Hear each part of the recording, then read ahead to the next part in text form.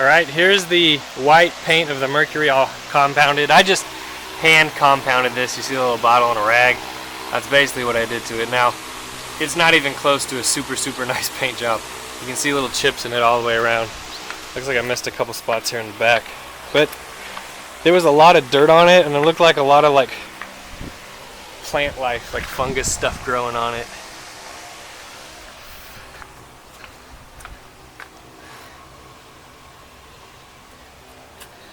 Not too bad.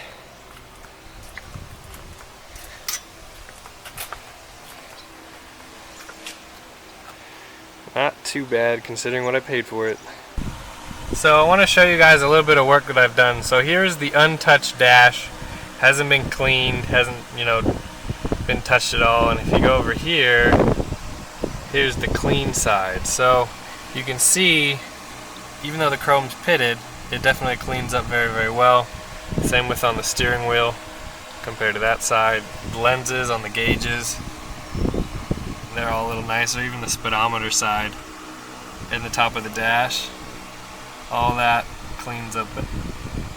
And see, that's the difference between people who really love these cars and people who just want to flip them. Nobody's going to take the time to clean all that. So that's probably what I'll end up doing today. Also maybe clean the door panels and things like that. Alright, one of the major things that's preventing this car from being driven is the power steering system leaks like crazy. So I've moved the car since then, but this whole oil slick all the way down is all coming from that ram right there, and it's making everything else just filthy underneath. So today's plan is going to be attempt to remove that and then fix it. I have a couple kits for it. Should work out well. The stupid wheels had stupid spacers on them. At least they're the not just the freewheeling spacers, but the ones that actually bolt to the drum. There's the wheels. I can't wait to get rid of those. I don't like them.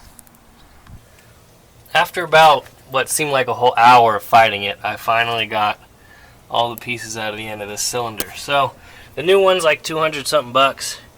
This is like $10. It's worth the time to do it if this is where you're leaking from. So this is the order it goes in. Snap ring, copper washer. This is a rubber seal. And there's this plastic, I don't even know what it is, plastic part. And then there's a seal, a metal washer, and then another seal. So as you can tell, those seals are pretty trashed.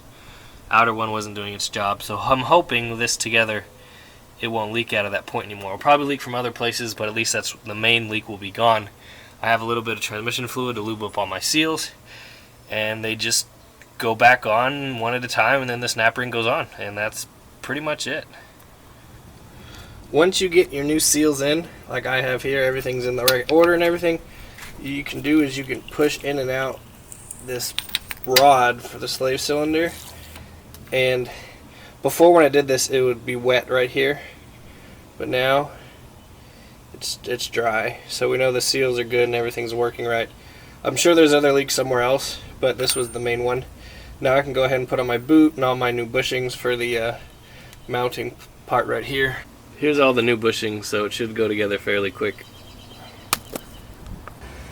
And here is the finished product. So this was completely gone. Actually, right there is what was left of the one that was on the car. It's interesting. But yeah, new bushings, new seals, new little boot. It actually wasn't that expensive. I think all in all it's about 20 bucks. So I'm pretty sure as of now we'll be okay with no real big leaks. What I'm going to do is I'm going to start the car. I have a new power steering pump filter I'm going to install, and then we'll go from there. Alright, here's the power steering reservoir. So the lines that go to the pump and the control valve, they're kind of crusty, but as of now they're not leaking too badly. So here's the old power steering filter. Yeah, I'm thinking that's original to the car. Not sure, but it's pretty crusty. So put that in here. Here's the new one.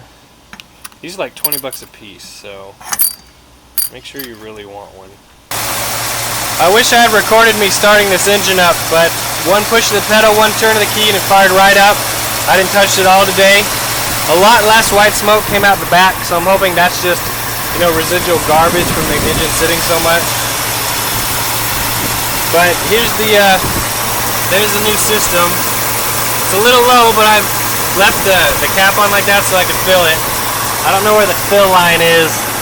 It's not like my Cadillac, but let's check underneath. So, as of now, we don't have any leaks. And hopefully that big, huge leak will dry up. The real test is have it sit and see what it does. Still got a little bit of a mess, I feel like, on the motor. I also replaced this fan clutch. You can see that's new. The other one was definitely worn out.